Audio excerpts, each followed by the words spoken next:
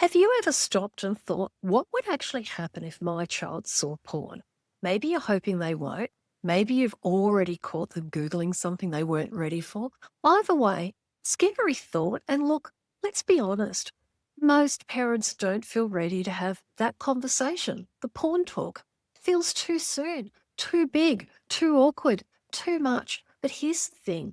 Most tweens don't go looking for porn. They stumble across it on YouTube, in a group chat, through a friend, or during one of those random, they come home from school and they spend a couple of hours on the internet doing who knows what. And when that happens, they need to know that what they're looking at and what it isn't. They need to know what porn is and know what to do when they see it. So in today's episode, we're talking about why kids need support around pornography before they see it. I'm going to walk you through what they're actually seeing, why it affects them, and how to start the conversation without giving them the wrong idea or making it a scary talk. I've helped thousands of families have this conversation calmly, clearly, and without shame.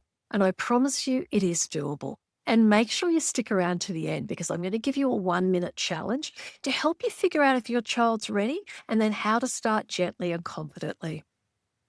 What if talking to your tween about sex didn't make you want to run for the hills? On Sex Ed for Tween Parents, we ditch the awkward and keep it real with chats that actually work. I'm Cath Hakanson, sex educator, mum, and your guide to handling all the tricky stuff without cringing or making it weird. We're going to start with the uncomfortable truth. Your tween could see porn today, not because they're looking for it, but just because that's the world they live in. One link, one group chat, one dodgy thumbnail on YouTube. That's why we're talking about it, not to scare them, but to prepare them. And I find it's helpful if you can think about the porn talk as a safety conversation, because essentially that's what it is. So this conversation, it isn't about panic. It's about permission, protection, and ongoing conversations. And why does this matter more than ever? Porn today, it's not Playboy magazines under a mattress. It's intense, it's explicit, and it's everywhere. And often it's just a click away. The average age of first porn exposure is now 11, and that's because they're going through puberty. They're noticing changes in their friends' bodies or their own body, and they're curious. So they turn to the internet and they ask their questions about bottoms and penises and body hair and breasts and vulvas and vaginas, or they're starting to be a little bit more interested in romantic relationships. So they turn to the internet with their questions and they're finding porn. But what's worrying about it is that it means that a lot of kids, a lot of 11, 12-year-olds are seeing porn before they even know what real sex is. And they're getting those messages and that information without context. And they think that what they see in porn is the sort of sex that you're having and that they may have to have one day. So they're finding it. Now, how do kids find it? We want to think that, as parents, we like to believe that we've got everything locked down or that we're safe because they're still little. But porn sneaks through in places like YouTube search results, group chats at school, someone else's phone, anime, memes, gaming apps, social media, TikTok. And what they see, it's not just naked people. It's often rough, degrading, or confusing. And kids sometimes when they see it, especially when they're younger, will feel scared, shocked, or even overwhelmed. And they'll think that that's how sex is meant to look, that that's something that they might have to do one day, or that's what you do. And then, because they think that's what sex is, we're getting research that's showing that some kids are trying to copy what they saw with someone else, or they're hiding it because they feel ashamed of what they saw. And that's why silence isn't protection. It's a missed opportunity to guide them before they get the wrong idea. So how do you protect your child without panic? First step, I'm going to break this down into steps for you, is to pre-warn them. You could say something like, sometimes when you're on the internet, you might come across something called pornography. Do you know what porn is? whatever they say. And then you might explain it's, videos or pictures of adults that are naked and they're doing private things or having sex with each other. And then you might explain that, it can make you feel a little weird or it can be upsetting, and that's okay. So pre-warn them and let them know that pornography is out there. Keep it simple and keep it age appropriate, and just let them know that it's okay to feel unsure and that they can always come back to you.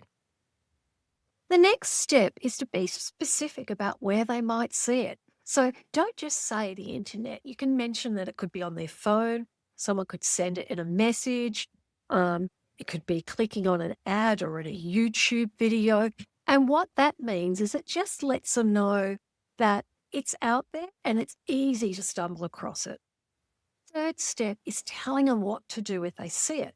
So if you see something like that, or if you just see something that makes you feel uncomfortable or confused, turn it off, come and tell me or another adult you trust, and you won't get in trouble. Now, this is the most important part because your reaction matters. And if they think you're going to freak out, they're not going to tell you. Research tells us that kids don't tell parents about porn because they're worried they'll get in trouble and they'll lose their device and internet time. Now, if you're stressing already thinking, Cath, how the heck am I going to say this? Just remember that there's a bucket load of resources in the sex ed shop to help you have these conversations so you're not left alone. Lots of tools over there. Now, the fourth step is to set some boundaries. So this is where screen time happens in a public place and all the kids are having screen time at the same time. Devices don't go into bedrooms. They stay in public areas and they get charged in a public area overnight. And it's where you might need to look at kid-safe apps like YouTube Kids, and you might even need to look at using filters like Bark or Custodio as well. And look, if you're feeling a little overwhelmed by the thought of where do you start with all the devices, I have got a tech checkbook in the sex ed shop, and that breaks it down into simple steps and will walk you through it all. Now, the fifth step is super, super important. This is not a one and done conversation. You need to keep the conversation going. It's not about sitting them down for a PowerPoint presentation or a formal chat. It's better to weave it into everyday life. So talk while you're making dinner, walking the dog, or watching something on together. On TV, it can be small moments adding up, and repetition does build trust. So there's a couple of different ways to start the conversation. They might ask you a question, which then means you can give them an answer. And in that case, it's just answering it. You might start off by going, oh, that's an interesting question. What made you think of that? And then you can find out why they're asking to check there's not a safety risk going on, like someone's sharing porn at school and they'll be watching it. But it also gives you some context and lets you know what they already know so you can correct any misinformation and fill in the gaps. I've also got a Porn Talk Q&A guide. That was probably one of the toughest resources I've had to create because I had to clean the cache on my computer afterwards because I had to visit so many porn sites to pull together all the information that I needed. So I have done the hard work for you. It's just a great resource that talks about pornography in an age-appropriate way. So if they ask a question or there's an opportunity, you can talk, but sometimes, more often than not, we've got to bring it up ourselves. And so you could start off by, saying, hey, did you know that on the internet, sometimes you can find things that aren't meant for kids, like pornography? Do you know what that is? And then you'd explain what it is. It's videos and pictures of adults having sex. They're often naked. And then you let them know what to do. If you see it, let me know you're not in trouble and we'll chat about it.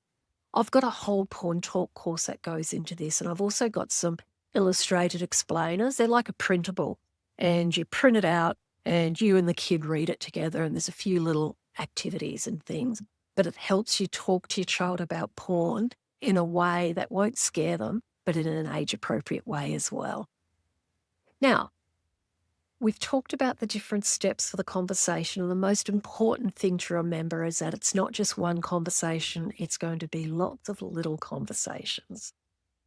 So you might be sitting there thinking, yeah, Cath, I've waited too long, or I don't want to give them ideas, or I just don't know where to start. And you're not alone. As I said, there are lots of resources in the sex ed shop, but I've created a free strategy for you. It's called 5 Cringe-Free Strategies to Naturally Start Sex Ed Conversations. And inside it, it's got 5 simple strategies for starting conversations. It's got prompts that will help you to talk with everyday moments that are happening with no big speech. There's tools that will help you for when awkward conversations or awkward questions happen. And look, your child, they don't need a perfect script. They just need you, open, honest, and available. So remember, you're the one that needs to be having these conversations with them, and you don't need to get it perfect and right. Lots of resources to help you in the sex ed shop, but you can grab this resource at cringefreestrategies.com or click the link in the notes below. Now, I promised you a 1-minute challenge. Ask yourself, if my child saw porn tomorrow, would they know it's not real sex? If the answer's no, they wouldn't know, that's your sign to open the door. Try saying something like, hey, if you ever see porn on the internet, I want you to know that you can come and talk to me. But more importantly, I want you to know that that's people acting. That's not people having real sex like what happens in the real world. It's people acting like some of the shows that you watch on Netflix or some of the movies that you see at the cinema. And then reassuring them that they won't get in trouble. And that one sentence, that one brief little comment, that can be the difference between silence and support. Now, thank you for joining me for this episode of Sex Ed for Tween Parents.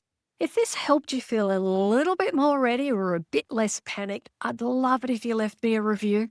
Helps more parents find the podcast and to feel supported too. And don't forget, your free guide is waiting. If you go to Cringe Free Strategies, you'll find that free guide and it will help you start to have a conversation tonight. Happy talking, and please, porn talk does feel a little bit scary, but I have got the resources in the Sex Ed shop and at Sex Ed Rescue as well to help make these conversations feel more achievable.